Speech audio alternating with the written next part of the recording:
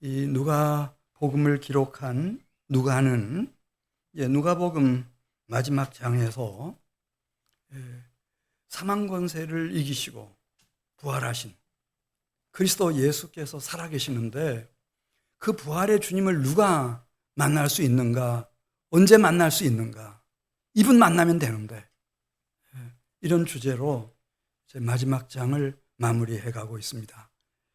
그래서 13절 이하에서는 이제 예루살렘에서부터 한 25리 떨어진 엠마오로 내려가던 두 제자들이 어떻게 부활의 주님을 만났는지 그 내용을 우리에게 소개하고 있습니다. 여러 제자들이 있었지만은 특별히 이 두 제자들은 그 마음과 그 생각이 관심이 한 곳에 집중되어 있었습니다. 13절 그걸 얘기합니다. 그게 십자가에서 돌아가신 그리스도 예수의 부활 사건입니다. 여 제자들이 예수님의 무덤을 찾아갔었고 그 무덤이 비어 있었으며 거기서 찬란한 옷을 입은 두 천사를 만났는데 예수는 여기 계시지 않고 살아나셨다. 왜 산자를 죽은 자 가운데서 찾느냐? 그 얘기를 전해 들었습니다. 그 소식을 들은 제자들 중에 허망한 얘기다, 허탄한 얘기다 이렇게 생각하는 제자들이 대부분이었지만 시몬과 요한은 그대로 자리에서 일어나서 예수님의 무덤에 찾아갔을 때 여인들이 보고한 내용이 사실이라고 하는 것을 확인할 수 있었습니다. 게다가 베드로가 이제 무덤 안에 들어갔을 때 그 신비한 느낌을 느낍니다. 이건 죽은 사람이 머물렀던 곳이 아니고 마치 살아있는 한 사람이 이제 침대에서 일어나서 자기의 요를 잘 개서 한쪽에 두고 그 다음에 자기의 잠옷을 가지런히 잘 정리해 놓은 것처럼 예수님께서 시신으로 누워 계시던 그 무덤 안에 예수님의 시신을 쌌던 세마포며 예수님의 머리를 싸고 있던 두건이 너무나 가지런하게 잘 정리되어 있는 것을 보면서 큰 감명을 받게 됩니다. 그래, 오늘 13절부터 있는 말씀 보면 이제 발은 엠마오로 향하고 있고 몸뚱이도 지금 예루살렘에서 이 두 제자는 엠마오로 내려가고 있지만은 이들의 마음과 생각과 대화는 어디에 집중되고 있는지를 거기 보여줍니다. 엠마오라 하는 마을로 가면서 13절 하반절 이 모든 된 일을 서로 이야기합니다. 무덤이 비어있는 일, 천사들이 나타나서 전해진 이야기며 그리고 시몬과 다른 제자가 예수님 무덤을 방문해서 또 확인한 얘기며 이 영적인 세계는 정성이 사실 필요합니다. 그래 그리스도 예수께서 오시기 전에도 예레미야 29장 13절 보면 누가 살아계신 하나님을 만나는가? 예레미야 29장 13절 너희가 온 마음으로 나를 구하면 나를 찾을 것이요 나를 만나리라. 그렇게 말씀했습니다. 그러니까 자신의 마음과 생각의 관심이 주님께 집중된 사람들, 그들이 살아계신 부활의 주님을 만납니다. 15절 가서 보겠습니다.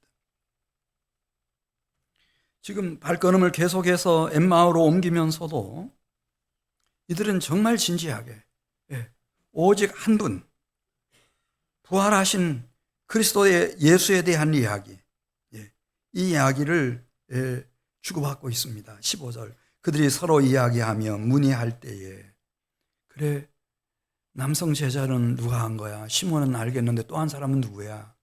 그럼 또 상대방이 얘기해 주는 겁니다. 요한이라고.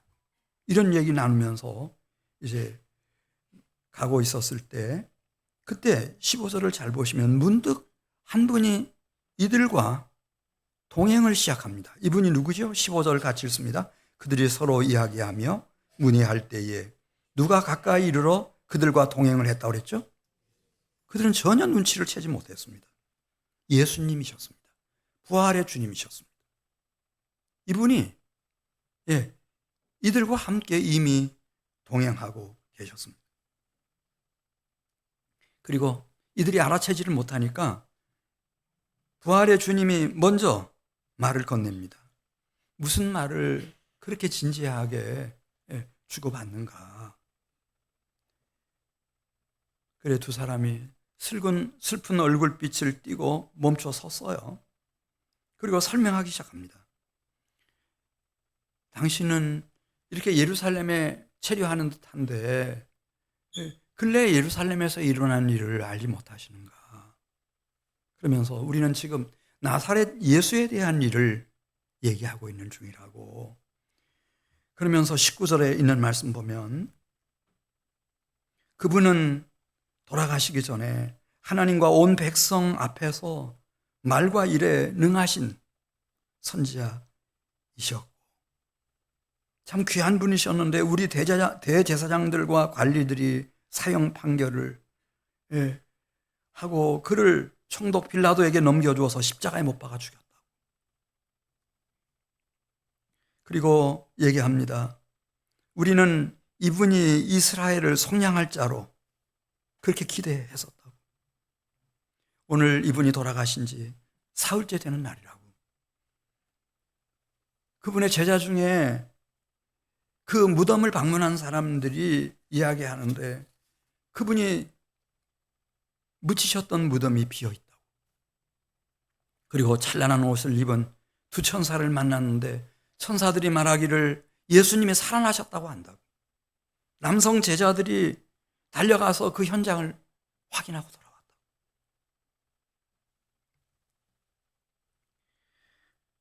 그때 예수님이 그들의 말을 받아서 우리 25절 보겠습니다. 이들에게 이제 중요한 가르침을 주십니다. 살아계실 때도 항상 그랬습니다. 모세의 글과 모세의 율법, 선지자들의 말과 구약 성경에 기록된 내용들을 가지고 도대체 구약 성경이 무엇을 얘기하고 있는지 이걸 설명하는데 이제 환하게 대낮처럼 이 모세의 율법과 선지자의 글들과 구약 성경이 막 확 드러나는 겁니다. 한 사람의 모습, 부활하신 주님의 모습으로. 자, 우리 25절 같이 읽습니다. 이르시되 미련하고 선지자들이 말한 모든 것을 마음에 더디 믿는 자들이여, 그리스도가 이런 고난을 받고 자기의 영광에 들어가야 할 것이 아니냐 하시고 이에 모세와 모든 선지자의 글로 시작하여 모든 성경에 쓴 바 그리스도 부활하신 주님에 관한 것을 자세히 설명해 내려가시는 거예요. 그러니까 확 들어오죠. 이 구약 성경이 뭔지, 모세의 율법이 뭔지, 선지자의 글, 이 계시의 예언이 뭔지 이게 확 들어오지 않았겠어요?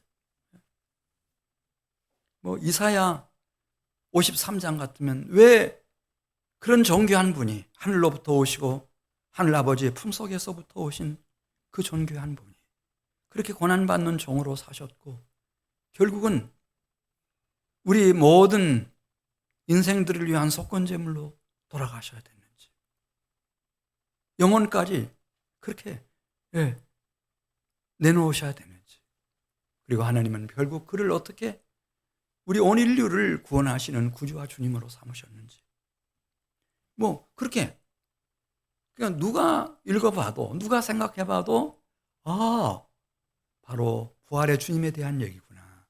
그게 그냥 한 번에 다 깨달아지는 거죠. 여자의 후손부터 시작해서 말라기 4장에 있는 내용까지 확 백일하게 드러나 버리는 거죠. 그래 그 가르침을 이제 듣고 걷다 보니 벌써 이제 이 엠마오에 도착을 했습니다. 이제 밤에 어둠이 내리기 시작하니까 식사하기 위해서 예수님 모시고 이렇게 식탁에 앉아 있는데 음식이 나왔을 때 이분이 최후의 만찬 때 하시던 그 모습 그대로입니다. 떡을 드시고 하나님 앞에 감사의 기도를 드리시고 이 떡을 제자들에게 떼어서 나눠주시는 겁니다. 그 떡을 먹고 그 잔을 마시면서 눈이 확 밝아졌습니다. 그리고 거기 두 제자가 있었는데 누구랄 것도 없이 그냥 단박에 부활의 주님이시다. 부활의 주님이시다. 너무 감격해 있는 순간이었는데 주님이 호련히 떠나가셨습니다. 그때 간증을 나눕니다. 우리가 예루살렘에서 출발해서 엠마오까지 오는 동안 부활의 주님이 구약 성경, 모세의 율법과 선지자의 글을 가르치실 때 내 마음이 너무 뜨거워졌다. 너무 큰 감동이었다. 그러니까 상대방도 똑같이 얘기하는 거예요. 나도 똑같은 은혜를 받았다. 그리고 떡을 떼어주실 때 내 눈이 밝아졌고 내 앞에 계신 그분은 부활의 주님이셨다. 똑같이 얘기하는 거예요. 부활의 주님이셨다. 엠마오에 왜 내려갔는지는 뭐 볼 일이 있어서 내려갔겠습니다만 그건 그냥 뒷전으로 하고 벌떡 일어납니다. 두 사람이. 그리고 그대로 발걸음을 어디로 옮기는가? 예루살렘 제자들이 모여있을 다락방으로 옮기는 겁니다. 그 다락방으로 옮겼을 때 거기서도 다 제자들이 모여 있습니다. 모여 있고 놀라운 얘기를 듣게 됩니다. 그 남자 제자들 중에 과거에 실수 많이 했지만은 그러나 예수님이 부활하셨다고 하는 소식을 듣고 나서부터 부활의 주님에 대해서 모든 관심을 집중했던 이 시몬에게 부활의 주님이 나타나셨다는 거예요. 우리 34절 보겠습니다. 말하기를 주께서 과연 살아나시고 누구에게 보이셨다고 하는 얘기를 듣게 됩니까? 시몬에게 부활의 주님이 나타나셨다. 그 얘기를 듣자마자 35절 보겠습니다. 엠마오로 내려갔던 두 제자들도 길에서 된 일과 예수께서 식사 자리에서 떡을 떼시어 자신들에게 나누어 주시고 그 떡을 먹었을 때 어떻게 눈이 밝아졌으며 자기와 함께 자기들과 동행했고 지금 자기 앞에 계시던 주님이 부활의 주님이라고 하는 것을 알게 되었다고 하는 얘기를 하게 됩니다. 그때였습니다. 36절. 지금 누가는 그거를 얘기하는 겁니다. 이분이 중요한 분이다. 이분이 유일한 분이다. 사망 권세를 이기시고 부활하신, 그래서 살아계시는 이분 만나는 것이 중요한 거다. 누가 이분을 만나는가? 언제 이분을 만날 수 있는가? 이걸 의사였던 누가는 우리에게 아주 세밀하게 우리에게 이 정보들을 주고 있습니다. 36절. 제자들이 다 같이 모인 자리에서 주님이 오실 때 그때 엠마오로 내려가던 두 제자들과 함께 거기 모여있는 모든 제자들은 무슨 생각을 하고 있었는가?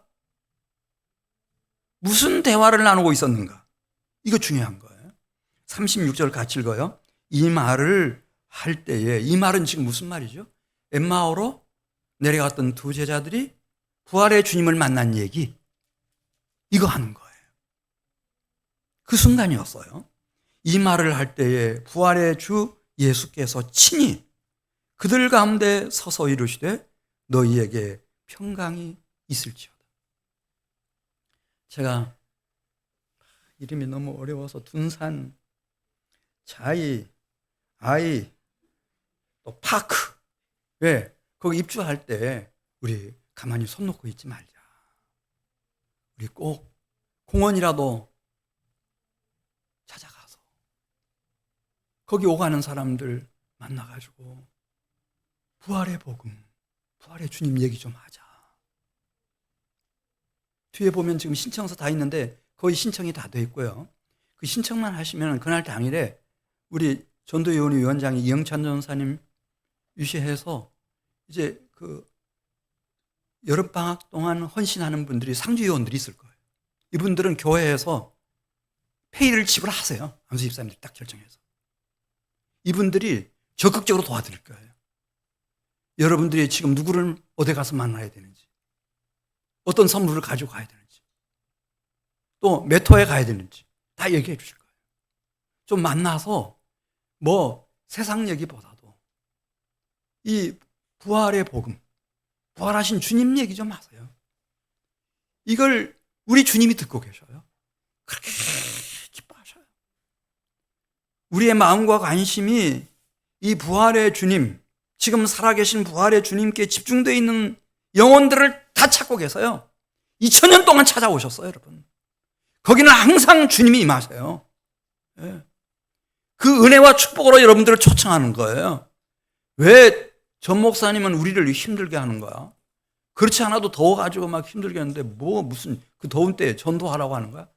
그렇게 하지 마세요.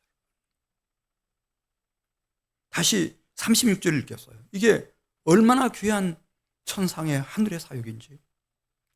엠마오로 내려갔던 제자들이 막 급하게 서둘러서 와가지고 36절 이 말을 했더니 거기 주님이 오신 거예요. 친히 오셨다잖아요. 누가 친히 왔다는 거예요? 부활의 주님이 친히 오셨다는 거예요. 이게 어마어마한 사건이에요. 이거 없이는 안 돼요, 제가 볼 때. 교회 오래 다녔다? 물론 안 다닌 것보다는 훨씬 낫죠. 그것만 가지고는 답이 아니에요. 부활하신 주님을 만나는 거예요. 36절 같이 읽어요. 이 말을 할 때 예수께서 친히 그들 가운데 서서 이르시되 너희에게 평강이 있을지어다. 그런데 막 깜짝 놀라는 거예요. 거기 모여있는 모든 사람들이. 뭐야 이거? 무슨 영이 나타난 거야? 환영이 나타난 거야? 이거 뭐야 이거? 마음속에 막 다 의심했다는 그걸 읽으신 주님이 뭐라고 말씀하시나? 이르시되 어찌하여 두려워하며 어찌하여 마음에 의심이 일어나느냐? 그러면서 이렇게 자상하게 제자들에게 부활이 뭔지를 알려주신 다른 기록이 없어요. 누가는 의사여서 이렇게 꼼꼼하게 세밀하게 기록을 했어요. 39절 보세요. 내 손과 내 발을 보고 나인 줄 알라. 나를 만져보라. 영은 무엇이 없다고 그랬어요? 살과 뼈가 없으되 너희 보는 바와 같이 나는 살과 뼈가 있느니라. 이 말씀을 하시고 대못에 박혔던 당신의 양손이며 양발 다 보여주십니다. 그리고 또 말씀하십니다. 여기 무슨 먹을 것이 없느냐? 구운 생선 한 토막 내드리니까 제자들이 보는 앞에서 다 드셨어요. 그러니까 이 부활의 몸이라는 것은 단순한 영이 아니에요. 이 몸이 있어요. 몸이 있어요. 그런데 우리가 생각하는 이런 초라한 누추한 몸이 아니에요. 이건 완성된 몸이에요. 그러면서 누가복음 24장 44절. 사실 하나님이 당신의 종 선지자들을 통해서 모세의 율법도 주시고 선지자의 글들도 남겨주시고 시편들도 남겨주시고 이 구약 성경 다 우리에게 주셨는데 이걸 통해서 하나님 무엇을 말씀하시려고 하는 것인가? 나사렛 예수에 대한 얘기, 예수 그리스도의 십자가의 죽음과 부활, 이 부활의 몸의 신비를 우리에게 알려주시는 거예요. 그러니까 성경은 그 핵심이, 성경 절대 어렵게 생각하지 마세요. 성경은 단순한 책이에요. 고린도전서 15장 3절 보겠어요. 성경대로 그리스도께서 우리 죄를 위하여 죽으시고 장사 지낸 바 되셨고 성경대로 사흘 만에 다시 살아나셔서 지금 살아계시는 부활의 주 예수 그리스도를 말하고 있는 거예요. 성경이. 너희가 성경에서 영생을 얻은 줄 생각하고 성경을 상고하거니와 이 성경은 내게 대하여 말하는 것이다. 성경 절대 어려운 책 아니에요. 이거 가지고 장난하려고 하지 마세요. 성경은 한 분 얘기하는 거예요. 지금 살아계신 부활의 주님 얘기하는 거예요. 그분 만나면 돼요. 이 부활의 주님이 고린도전서 15장 5절 보면 제일 먼저 시몬에게, 여성들은 이때 이제 좀 면제시키고 남성 중에서 시몬에게 보이시고 그 후에 엠마오로 가던 두 제자에게 나타나시고 또 디베리아 바닷가에서 7 제자를 만나신 일도 있고 그 다음에 도마 포함하지 않은 10명의 제자들 만나신 일도 있고 도마 포함한 11명의 제자를 만나신 일도 있고 그리고 제자 모두를 한 번에 오늘 본문에서처럼 만나신 일도 있고 그리고 마지막에는 사도행전 1장에 나오죠. 감람산에서 승천하실 때 40일 동안 부활하셔서 이 땅에 계시다가 승천하실 때는 부활의 주님이 한 번에 약 120명을 만나셨대요. 그게 사도행전 1장 15절에 나와요. 그리고 하늘 보좌 우편으로 올라가셨어요. 우리 한국교회가 이 세대주의 영향을 너무 강력하게 받았어요. 왜냐하면 그럴 수밖에 없었던 건 이해해요. 일본 식민통치 있었고 한국전쟁이 있었고, 그래서 저 어린 시절만 해도 그래서 그 세대주의에 하면 그래요. 그래, 부활하신 주님이 승천하셔서 하늘 보좌 우편에 계시고 이분이 강림하셔야만 우리가 이분을 만날 수 있다고 이런 식으로 가르쳤어요. 아니면 내가 죽고 난 후에 주님 곁으로 가면 주님을 뵐 수 있겠다고 이렇게 가르쳤죠. 그런데 바울은 고린도전서 15장 6절에서 그게 아니라는 거예요. 부활하신 하늘보좌 우편에 계신 주님은 마지막에 감람산에서 120명 앞에서 승천하신 후에도 또 나타나셨다고 그래요. 잘 보세요. 여러분, 우리 침례교회는 어떤 교리나 신조를 따라가는 게 아니에요. 솔라 비브리카, 성경이에요. 성경. 그래서 15장 6절 보면 그 후에, 이분이 승천하신 후에예요. 그 후에 메디 형제에게 일시에 부활하신 주님이 보이셨다고 그랬죠? 근데 그 중에 지금까지 대다수가 살아있어요. 어떤 사람은 잠들었어요. 그러면은 이 고린도전서를 쓰고 있는 바울이 그 현장에 같이 있었다는 거예요. 자, 제가 묻겠어요. 천천히 한번 생각해 보세요. 바울이 부활의 주님을 만났어요. 그래서 완전히 박해자고 원수였던 이 사울이 바울이 됐죠. 바울이 부활의 주님을 만난 것이 예수님 승천하시기 이전이었어요? 승천하시고 난 이후였어요? 누가 아는 분 안 계세요? 언제? 40일 계시다가 예수님 승천하셔서 하늘보좌 우편으로 올라가셨어요. 바울이 부활하신 주님 만난 게 예수님 승천하시기 이전이에요? 이후에요? 네? 박수 한번 쳐줘요. 이 한민교회 성가대가 수준이 보통 수준이 아니에요. 날씨도 더운데 어떻게 잘. 칠리면 확실하게 쳐줘요. 오늘 얼마나 은혜도 많이 받으셨어요. 다시 한번 쳐줘요. 은혜 많이 받았어요. 감사해요. 예수님 승천하시고 난 이후에요. 그리고 지금 고린도전서 15장 6절 말씀도 500명에게 일시에 나타내 보이신 것도 저는 알아요. 바울이 거기 있었어요. 회심한 이후에요. 그거 다 알아요. 누가 떠났는지, 지금 이렇게 여전히 살아있는지 다 알아요. 7절로 가겠어요. 고린도전서 15장 7절. 그 후에 주님이 승천하신 후에 하늘보좌 우편에 앉으신 후에 그 후에 예수님의 동생들 중에 예수님 살아계실 때 예수님 안 믿었어요. 근데 맨 마지막까지 가장 이게 강팍했던 동생 중에 하나가 야고보였던 것 같아요. 그래서 그 후에 누구에게 부활의 주님이 나타나서 보여주셨다고 그랬어요? 야고보에게. 그래서 이 야고보가 이제 베드로를 승계해서 예루살렘 교회의 지도자가 됐고, 우리에게 야고보서도 기록해서 우리에게 전해주고 있고. 그 다음에 계속 보겠어요. 그 후에 주님이 부활 승천하신 그 후에요, 여기 모든 사도에게 나타내 보이셨다는데, 여기 사도는 바울이 지금 고린도후서에서 쓰는 사도는 12제자 사도 외에 여러분 아시는 것처럼 바나바, 실라, 다른 유다, 사도행전 13장 1절에 나오는 것처럼 시몬, 루기오, 마나엔과 같은 그런 여러 귀한 사역을 감당했던 모든 사도 다 포함해서 맨 나중에는 8절에 만삭되지 못하여 난 자 같은 나에게까지 누가 나타내 보여주셨어요? 살아계신 부활의 주님이 나타내 보여주셨어요. 그리고 이분을 만나면 다 바뀌는 거죠. 달리는 안 돼요, 여러분. 달리는 안 돼요. 이 부활의 몸은 어마어마한 힘을 갖고 있어요. 영적인 힘을 가지고 있어요. 왜냐하면은 이 부활의 몸은 로마서 6장 4절 보면 새 생명의 몸이에요.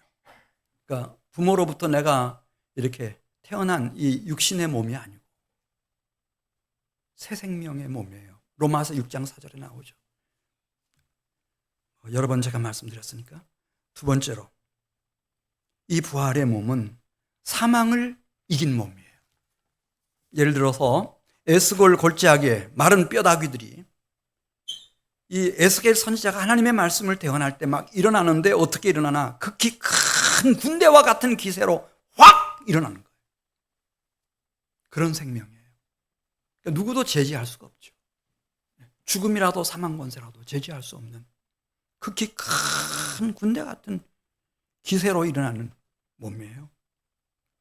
이 몸은요, 고린도전서 15장 49절 50절에 있는 말씀을 보면은 이 땅의 기업을 얻어받을 썩어질 몸이 아니고요, 썩지 아니할 하늘의 하나님 나라의 기업을 이어받을 하늘에 속한 이의 몸이에요. 하나님의 친백성들처럼, 하나님의 존귀한 자녀들처럼 하늘에 속한 자의 몸이에요. 이 몸은 다니엘 12장 2절부터 3절까지 썼잖아요. 궁창의 빛과 같이 빛날 것이요, 별과 같이 영원토록 찬란하게 빛나는 영광스러운 영생의 몸이에요. 이 몸은 창세기 1장 26절 27절 연결해서 생각해 보면 창조주이신 하나님의 온전한 형상을 성취한 몸이에요. 이 몸을 고린도전서 15장 44절에서 신령한 몸이라고 했어요. 이걸 어떻게 설명할 수가 없어요. 이 몸은 완전한 영적인 몸이에요. 예수님은 완전한 영성을 가지고 있었어요. 그러나 이분은 완전한 인성을 가지신 분이셔요. 이게 우리 인간의 이성과 논리로는 불가능해요. 그러나 전능자인 하나님은 그렇게 예수님을 완전한 사람의 아들 인자로, 완전한 신성을 가진 하나님의 아들, 그를 이 세상에 보내셨어요. 그 귀한 사역을 감당해내셨어요. 그런 신비한 몸이에요. 제가 지금까지 두 가지 말씀드렸어요. 예수님이 부활하셨는데 살아계신 부활의 주님을 누가 만나느냐? 언제 만나느냐? 그리고 그 부활의 주님을 만나면은 나에게 주어지는 어떤 혜택, 선물, 축복이 있냐? 없냐? 진짜 살아계신 부활의 주님을 만나면 어떤 축복이 있냐? 이거 직접 말씀하셨어요. 누가복음 24장 36절. 예수께서 친히 말씀하셨다. 이 세상에 알 수도 없는 평화, 줄 수도 없는 평화, 빼앗아갈 수도 없는 평화, 이걸 샬롬이라고 하는데요. 이게 부어진다는 거예요.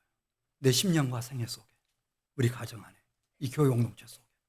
할렐루야. 자, 36절 같이 읽어요. 이 말을 할 때에 예수께서 친히 그들 가운데 서서 이르시되 너희에게 무엇이 있을지어다 하셨죠? 평강. 두 번째, 45절 가서 보겠어요.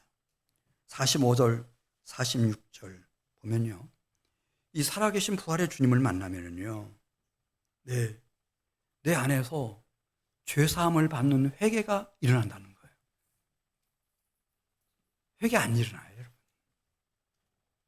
또 뭐 잘못된 신앙 가지면 허위의식만 심어줘가지고 그냥 완전히 망가뜨리는 거지. 양심의 가책도 없어요.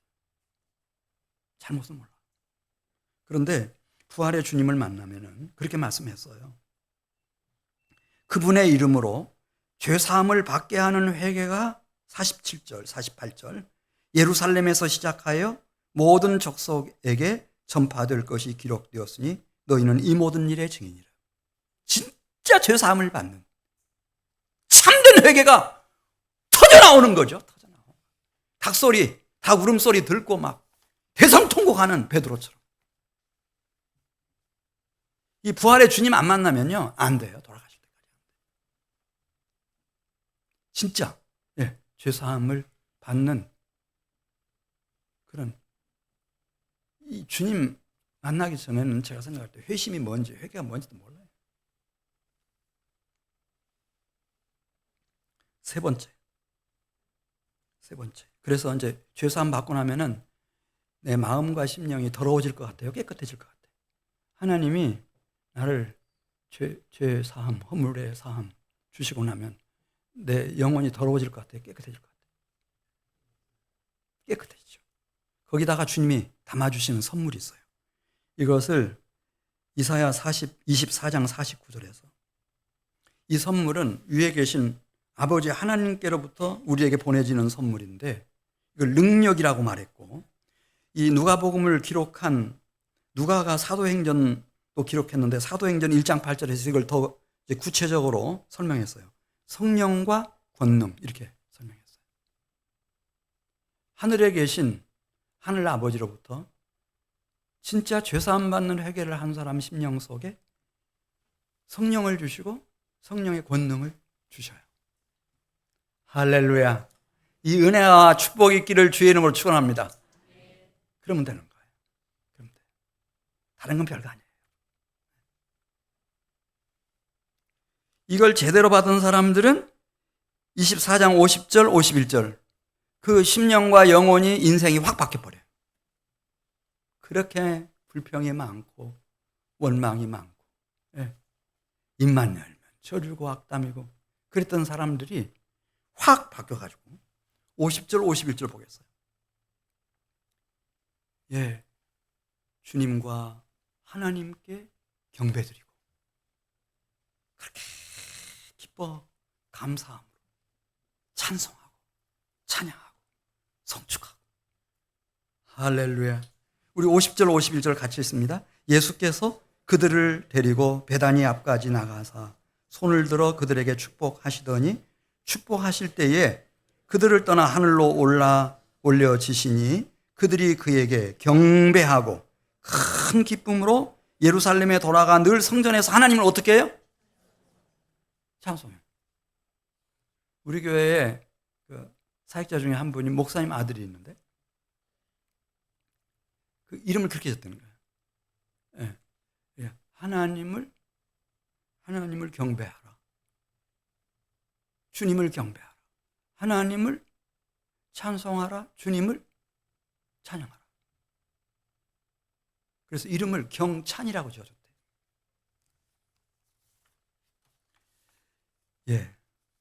그러니까 우리는 그동안에 주님은 부활하셨어. 그런데 승천하셨어요. 그래서 하늘보다 우편에 계시기 때문에 이분이 강림하실 때까지는 재림하실 때까지 못 만나. 이렇게 알았거든요. 근데 그게 정말 그런가? 교리는 그래요. 그렇게 돼 있어요. 제가 오늘 부활주일 설교 준비하다가 깜짝 놀랐어요. 전혀 그게 아닌 거예요. 마태복음 28장이 마지막 장인데 마지막 패러그래프이 어떻게 끝나는지 아세요, 여러분? 이분이 선포하세요.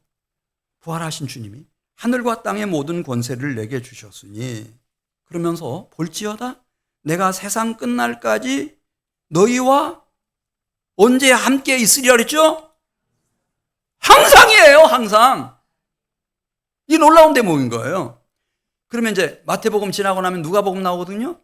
누가복음도 제일 중요한 그런 메시지를 마지막 16장 마지막 패러그래프에다가 딱 올려놨어요. 근데 거기 이렇게 끝나요. 마가복음 16장 19절 주 예수께서 말씀을 마치신 후에 하늘로 올려지사 승천하시고 하나님 우편에 앉으셨다는 거예요. 근데 마지막 절 20절이 제자들이 나가 두루 부활의 복음을 전파할세. 이게 부활의 복음 전하는 게 참 중요한 거예요. 그랬더니 주께서 함께 역사하사 그 따르는 표적으로 말씀을 확실히 증언하시니라. 그래서요. 주님이 함께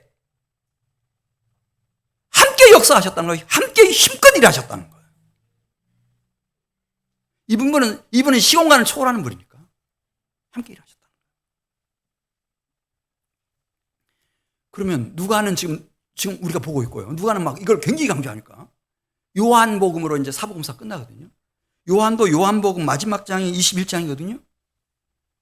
요한복음에다가 마지막 부분에서 베드로 얘기를 해요. 어떻게 베드로가 그렇게 막 문제 많은 사람이잖아요.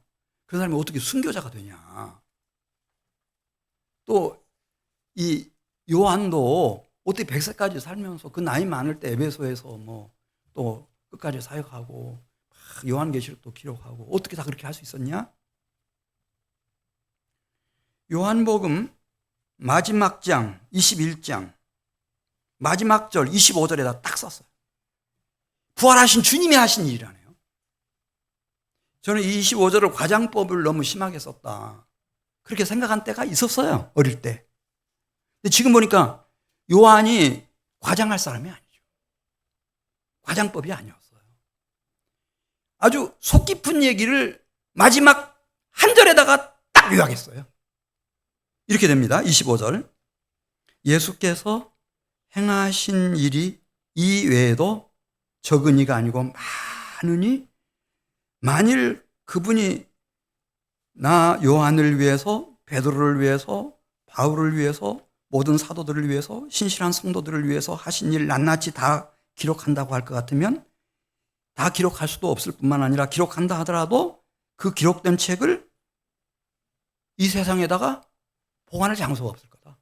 이게 뭔 얘기인가 하면은 정말 살아계신 부활의 주님이 얼마나 깊이까지 관여하시는지, 이 머리카락 하나까지 그렇게 지금 성실함으로 일하고 계시는지를 보여주는 내용이에요.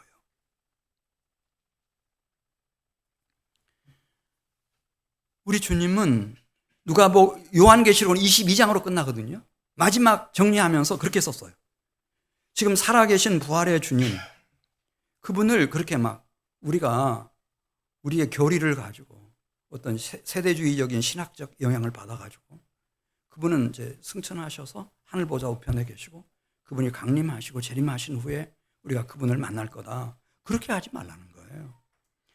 요한계시록 22장 13절 보겠어요. 주님이 직접 말씀하세요. 나는 누구라고 그랬죠? 나는 알파와 오메가. 이게 뭔 뜻이에요? 처음과 마지막, 시작과 마침이다.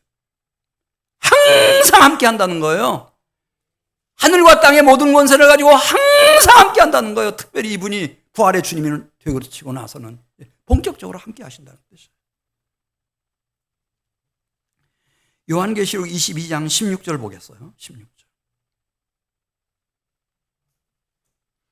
이 교회가 어떻게 세워져 가요, 여러분?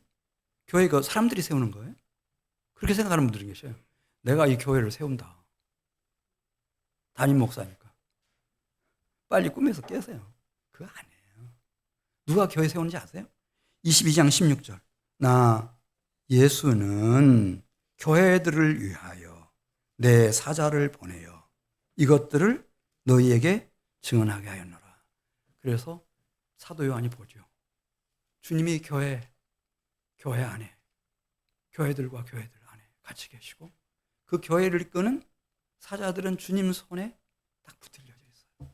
그래서 2000년 동안 이렇게 왔고 세상 끝날까지 그렇게 가는 거예요. 그러니까 내가 이 교회를 세워야 된다? 뜻은 가상하죠. 빨리 꿈에서 깨세요. 교회의 머리는 누구신가? 예수님이시고 우리는 겸손하게 그분의 지체가 되면 충분한 거예요. 그러면서 주님 나라를 위해서 가장 귀하게 쓰임받았던 다윗 얘기를 그 다음에 써요. 나는 다윗을 세우는데 어떤 역할을 했는지. 나는 다윗의 뿌리요 자손이니 곧 광명한 새벽별이다.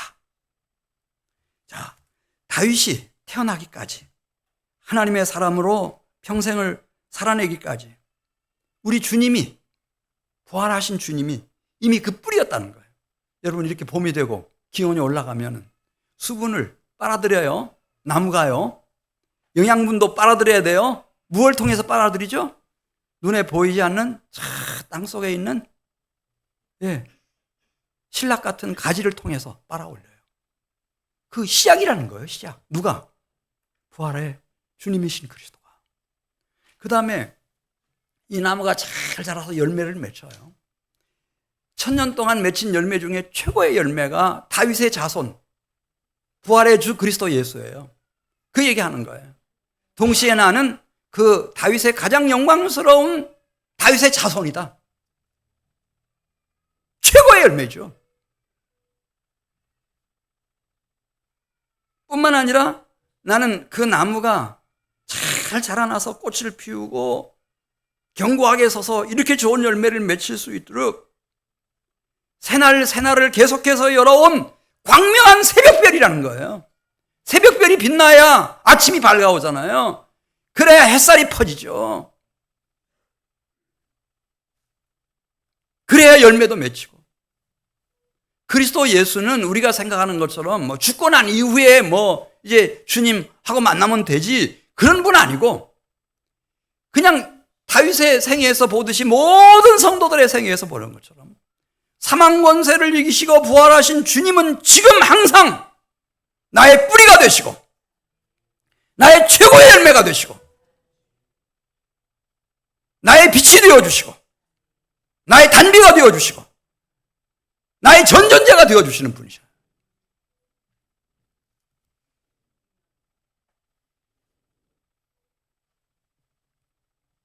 뭐 제가 성가대 칸타타 했다고 해서 막 적당하게 일찍 끝낼 것 같죠?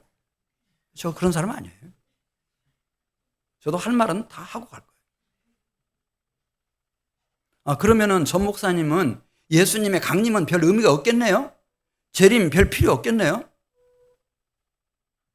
그럼 무천년주의자인가요? 그건 아니에요. 왜냐하면 요한계시록 22장 20절에 이렇게 나와 있어요. 주님의 강림이 약속되어 있어요. 주님의 재림이 예언되어 있어요. 자, 우리 요한계시록 22장 20절. 이것들을 증언하신 이가 이르시되 내가 진실로 속히 오리라 하시거늘 아멘 주 예수여 오시옵소서. 주님의 강림이 있죠. 그러나 이미 지금 살아계신 부활의 주님은 우리와 함께 일하고 계시다고 하는 거. 그래서 요한계시록 마지막 장이 22장인데 그 마지막 21절도 그렇게 끝나는 거예요. 이게 포인트예요. 부활하신 우리 주 예수의 은혜가 모든 자들에게 있을지어다. 문맥을 살려서 번역하면 지금 있을지어다. 지금 항상 있을지어다. 이 사람들이 슬기 있는 다섯 처녀 같아서 기름 등불 준비하고 혼인잔치 들어가는 사람들. 우리 같이 기도드립니다.